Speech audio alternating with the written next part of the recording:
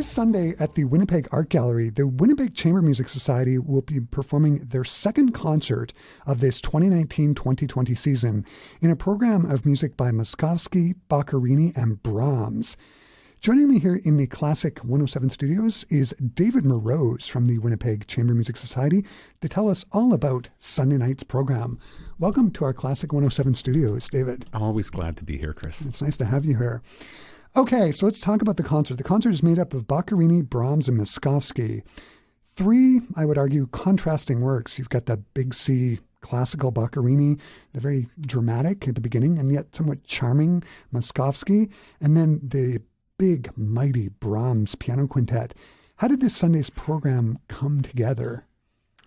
Well, I think we decided it was the right year to do the Brahms quintet. I think we haven't done it on our series in well over 5 years. And of course, these pieces are worth revisiting. And when you have a big piece like that, you have to plan around it.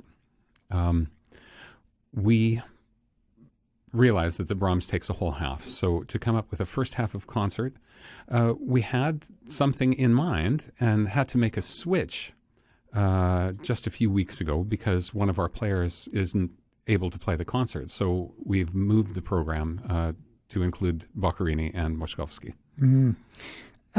The Moszkowski is really, really interesting. It's sort of like there are moments of salon music in the Moszkowski, but there's movements where it almost sounds like there's a string quartet performing with the pianist because of the way Moszkowski's written the double stops for the violin.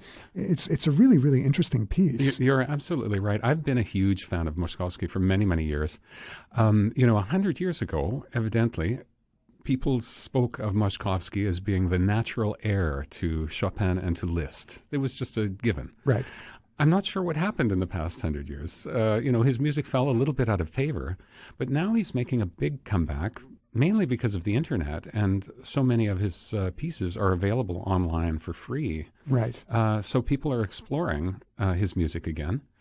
And lately, I'll have to tell you, I guess last month I was in my car listening to the radio, as usually happens, and I heard this fantastic piano concerto that I did not recognize at all. And that drives me crazy because I know a lot of piano concertos. Right.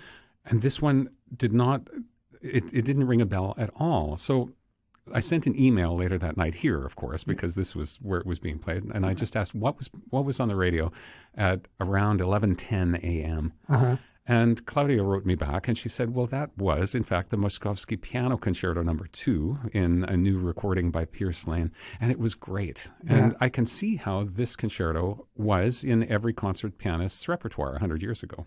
So I think it's poised for a comeback. Yeah. It's nice that we live in an age where technology is allowing us to listen to sort of more of the diverse literature that's out there. Oh, it's very helpful. That's for sure. I want to talk about scheduling rehearsals for this concert. The Winnipeg Symphony Orchestra has a program this weekend of Lalo and Dvorak, and the string players with the Winnipeg Chamber Music Society are members of the orchestra. It makes for a busy weekend, what with the concerts on Friday and Saturday night and the chamber music concert on Sunday. How does the scheduling of rehearsals for the Winnipeg Chamber Music Society work? Like, how do you plan that? Well, it's true. The word juggling is apt for us, I think. We try actually to avoid weekends where the string players have particularly difficult programs or programs that we can't work around. For instance, often we try to program our concerts the weeks that there's an opera. Right. Because there's a little bit more free time around. But basically, when it's a trickier weekend like this weekend, we start a little bit earlier. Mm-hmm. For instance, the Clearwater Quartet has a standing weekly rehearsal. Okay. Where they talk about upcoming events and new pieces are explored, and the ones that are on the list are worked on. So that takes a little bit of the heat off. Some of the pieces, we'll work on in the evening when people are free. I think Right. our first concert for Brahms is going to be at 8 o'clock in the evening. Or our first rehearsal for Brahms is going to be at 8 o'clock in the evening. Right. we managed to make things work somehow. Yeah, so it's a juggling act. Well, that's sure. what it is. Yeah. Okay, so the second half of the program, as you mentioned, is the Brahms Piano Quintet. This is one of the true gems, masterpieces of the chamber music literature. As a pianist, what is it about playing Brahms that you find so captivating? Well, this piece, has been one of my favorite chamber works for a long, long time. And in fact, I was intimidated by it for many years and avoided programming it simply because I thought it was just too big. But finally, when I had the courage to do it, and that was after having performed most of the piano quartets and piano trios and string sonatas, right. I guess I figured I'd cut my teeth enough so that I could handle the quintet. It was just a great joy to play. It's like being in the middle of a symphony orchestra. Yeah. Brahms's music is so rich. Yeah. This piece particularly, Brahms has a reputation of, he's a very thoughtful composer. And when he finished a work, he usually sat on it for years before actually allowing it to be published. This particular piece initially was written completely as a string quintet. So it was for 2 violins, viola, and 2 cellos. So the same instrumentation as Schubert's. Right.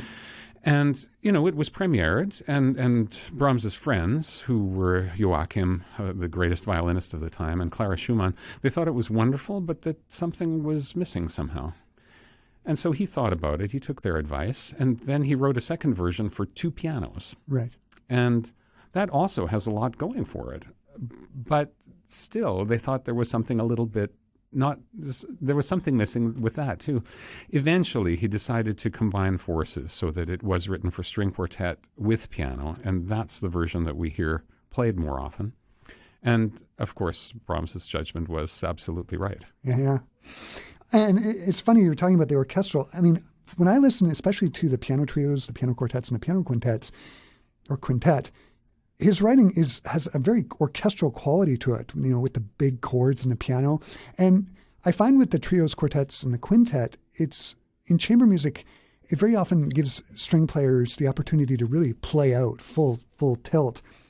Does this create any challenges in rehearsals and performances as far as voicing and bringing out lines? Like, do you get so wrapped up in the music that sometimes some of the subtleties get overlooked?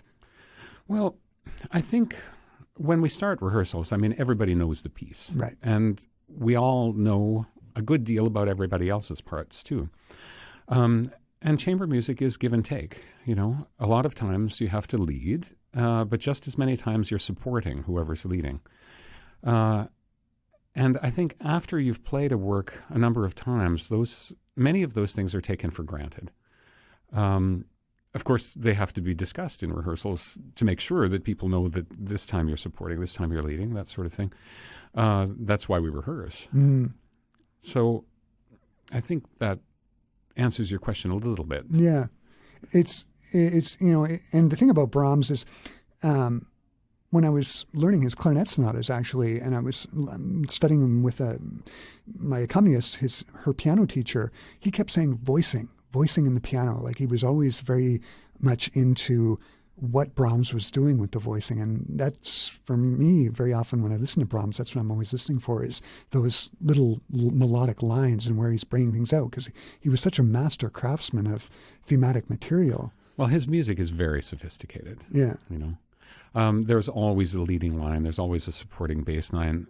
Even the accompaniment figures inside, there's nothing average about them. No.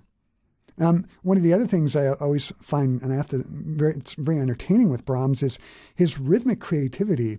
As a listener, when you're listening to his music, you're very often finding yourself sort of tapping your foot on the wrong part of the bar, if you're following along with the score. So does this create any problems, like from an ensemble standpoint, when rehearsing Brahms? Well, we all realize that Brahms was a huge fan of cross rhythms. And he did have 2 or more things going on at the same time often. Again, the more experience you have with this sort of thing, the more, once you've done it before, or once you've done it a few times, it's something that's more manageable. It's still more complicated than something that might be straight ahead. Right. But it's we've handled more difficult stuff, in things that were written 100 years later. So we can manage our way through this quintet. So, where can people get tickets for Sunday night's concert? Our tickets have always been available through the Winnipeg Symphony Orchestra box office, and you can buy them in advance there. Also, the concert starts at 7:30, and our box office opens, I think, around 6:45. Nice. David, thanks so much for stopping by and talking to us today. It's been really great talking Very about happy to this come by. concert. Join the Winnipeg Chamber Music Society this Sunday night at 7:30 at the Muriel Richardson Auditorium for a concert that is sure to be fantastic. Music of Boccherini, Moskowski, and Brahms, played by some of Winnipeg's best musicians. This is going to be a great, great concert. For more details about Sunday's concert, you can go to wcms.mb.ca.